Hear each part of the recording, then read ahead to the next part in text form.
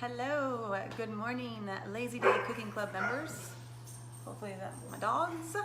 I am live and I just wanted to hop on here and give you 10 super quick Instant Pot tips because so many of you are struggling with the Instant Pot, and I know that these recipes are for crock pot, but all of them can be easily converted to the Instant Pot with these easy tips. So let's get started.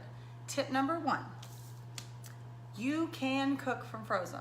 There's so much controversy about the crock pot. Can it be frozen? Is it safe? It is 100% safe, no questions asked, to cook from frozen. So anytime you see a recipe, any crock pot recipe with these 10 tips, you can easily convert to an Instant Pot recipe, but you can do it straight from frozen. Now my tip is if you're looking at a regular recipe and the meat isn't frozen, add a good 5 to 10 minutes of pressure cooking time and you're good to go.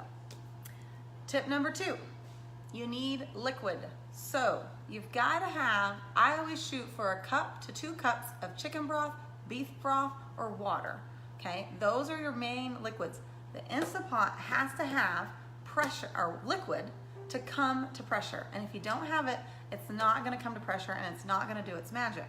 So you've got to have liquid. Now, if the recipe already calls for liquid, then you don't need to add extra. So if you have a soup recipe and it has 8 cups of liquid, you don't need to add 2 more. It's just you have to have at least that 1 to 2 cups of liquid in order to get it to come to pressure.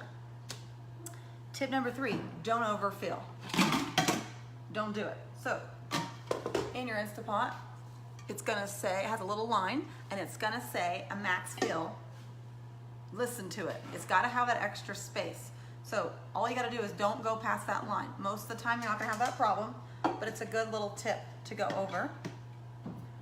Number 4, let's make sure this valve at the top, see this right here when you put the lid on? It won't work until you lock it, but it will pretend to work if you forget to set it to sealing.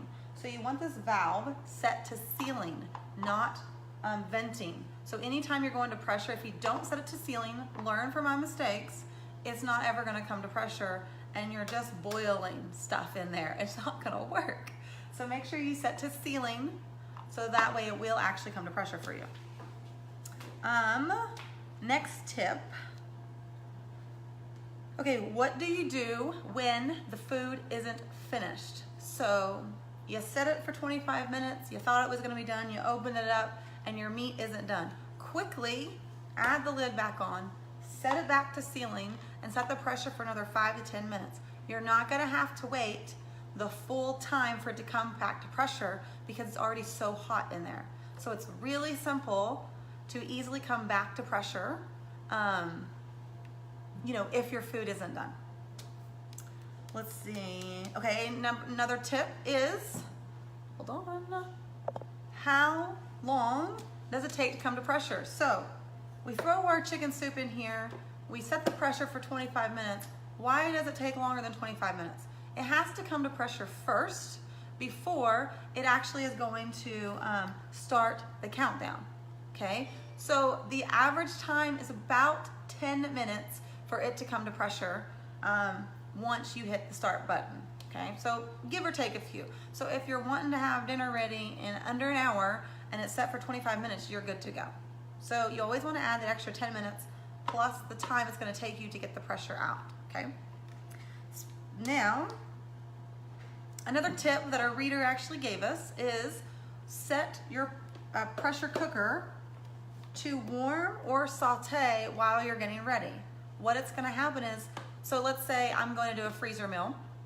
I'm going to turn my Instant Pot onto like the saute button or the warm button, and it's gonna start getting warm. Then I'm gonna go out to my freezer, I'm gonna grab my freezer meal, I'm gonna run warm water over and stick it in there, get the liquids in there, but what it's doing is, it's going to actually help the Instant Pot get warm before,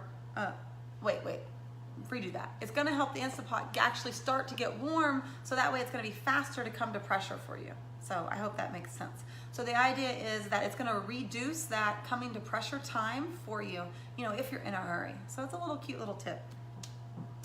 Another tip is thicken the sauces. The Instant Pot is going to give you lots of liquid. It's really good about retaining liquid.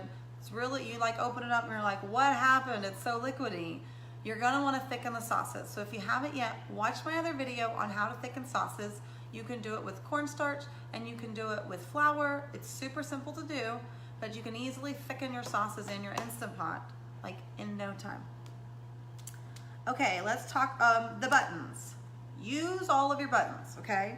So we have the saute button, which I talked about earlier, but it's great for like if you're wanting to saute some onions, brown your meat, but if you're doing a freezer meal, push that button while you're getting going so it can start getting hot. Now all these other buttons, you're going to have, it says like rice, multigrain, porridge, steam, anything. You can push any of them. It's gonna set a timer and then you can adjust the time. So for example, let me turn it off and turn it back on, okay? I hit meat and stew and it came to 35 minutes, but if I only wanna do it for 25 minutes, I can push the down button to get it to the 25 minutes and it's gonna do exactly what I want it to do. See, super simple. So any of the buttons will work. You can start with the manual button, definitely, I use the manual button all the time, but if you start knowing some of these times, it's a little faster than, you know, the manual button's at 5 minutes and you gotta get all the way up to 90 minutes. So it's a little bit quicker. Okay, the last tip would be natural release versus quick release. What does that actually mean? Okay, a natural release means, let's say I set my Instant Pot for 25 minutes. I'm going to make sure it's set to sealing and I'm gonna walk away, okay? It's gonna come to pressure, it's gonna cook for 25 minutes. Once it hits the 25 minutes, it's going to start releasing the pressure naturally, which adds on to your cooking time. A natural release is gonna take an extra 10 to 15 minutes. So we're talking a meal that's 25 minutes that you set on the timer. You gotta add 10 minutes to come to pressure, that's 35, and another 10 to 15 minutes. So now you're up to 45 to 50 minutes for the recipe to cook. However, you can do a quick release, and a quick release means once it's done with its 25 minutes, you simply slide the top over carefully, over to venting, and then it will release the pressure super quickly. It takes just a few minutes to get all the pressure out. You'll see all the steam coming out like crazy. Don't touch it, it's super hot. And then you can go ahead and get your dinner ready. I am super impatient, and so I do the venting, the quick release a lot. But if you're not gonna be home when your Instant Pot is done, it's totally okay to do the natural release. You'll come home, it's ready to unlock and ready to eat. Okay? I think that's it. I think that's all the tips. So remember, when you go in here, don't be nervous. Rewatch this video a few times so you get comfortable with your Instant Pot. But just make sure it's set to sealing at the top. And then you pick your buttons and you walk away. It does everything. Lock the lid, set to sealing, and then walk away, and it's gonna do all the work for you. Okay, so I hope that answered your questions.